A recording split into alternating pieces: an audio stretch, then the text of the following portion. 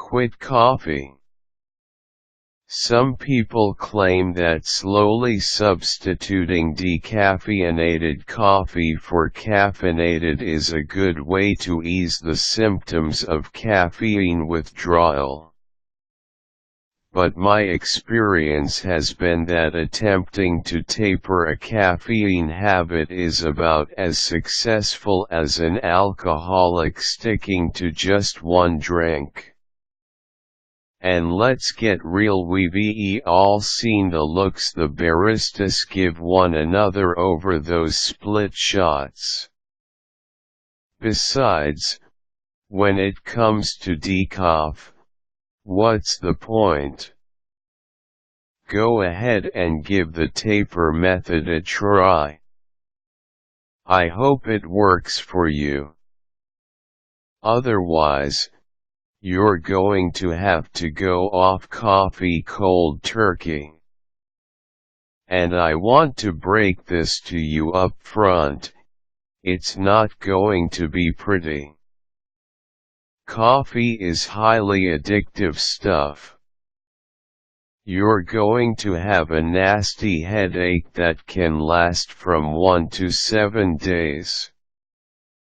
You'll be irritable, nervous, restless, sleepy, depressed, and you'll have trouble concentrating. You'll be nauseous, maybe even to the point of blowing chunks. And the worse your habit, the worse your symptoms.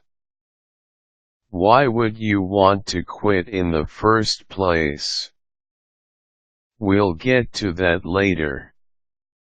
Now keep in mind that I'm not a medical doctor, and you should take my advice with several grains of salt. But if you've decided to give up caffeine whole hog, you'll need to do everything you can to ease the symptoms. Timing your withdrawal to coincide with some of the circumstances listed below will make the transition easier. Stomach flu. You're puking everything up anyway, and we all know that acidic food and drink, think spaghetti sauce, think coffee does not taste better the second time round. Since you can't keep anything down, add coffee to the list.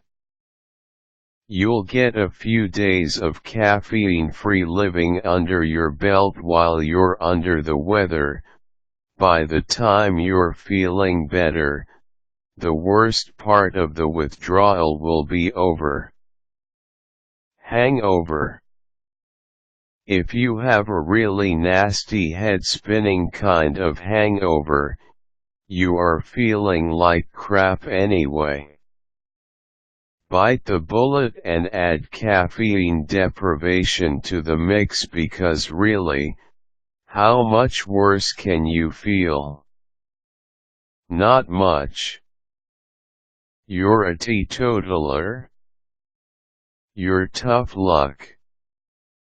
Childbirth. If you've got only one X on your sex chromosome, this one won't work as well for you. If you've got two XXs and you were able to give up coffee during your pregnancy, good for you. If not, childbirth offers you a second opportunity.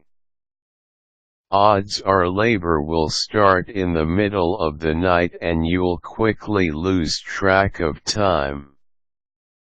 When morning rolls around, you probably won't feel like sucking down coffee in between contractions. Any headache pain will be outweighed by the sensation of trying to pass a bowling ball. And when baby arrives, you'll be surfing such a big endorphin rush that, believe it or not, coffee will not even cross your mind. When you finally get a chance to collapse into exhausted sleep, odds are you'll have gone anywhere from 24 to 48 hours caffeine-free, so you're off to a good start. A visit from the in-laws. Look at it this way. You already have the splitting headache.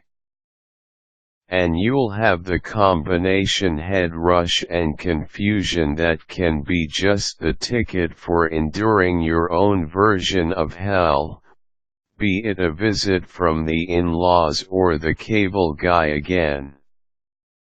Now as to why you'd want to quit. Many people claim an increased sense of calm, the settling of a nervous stomach, an end to sleepless nights and stained teeth, and the quieting of a racing heart. Plus, that $3+ per day you used to spend on coffee is available to spend on something else. Then there's that indescribable feeling of victory over an addiction. I should admit that I'm the worst kind of quitter, the kind that likes to go back to the coffee house where I was a regular and proselytize.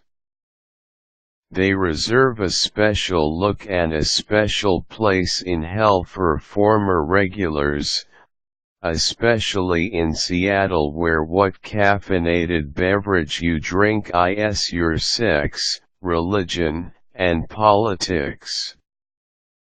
As to why you'll want to continue living after quitting coffee, I can't help you there. Even after the headache has worn off, and the Joneses have moved on, you'll miss things that you never even knew were a part of the experience, from the barista who knows you like your hairdresser to her beloved crema. But for me the best part of quitting is something altogether different. It goes like this.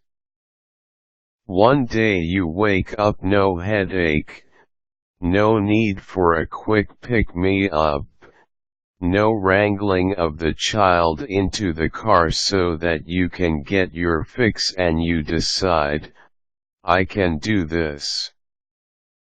Just for old time's sake, you head down to the coffee shop.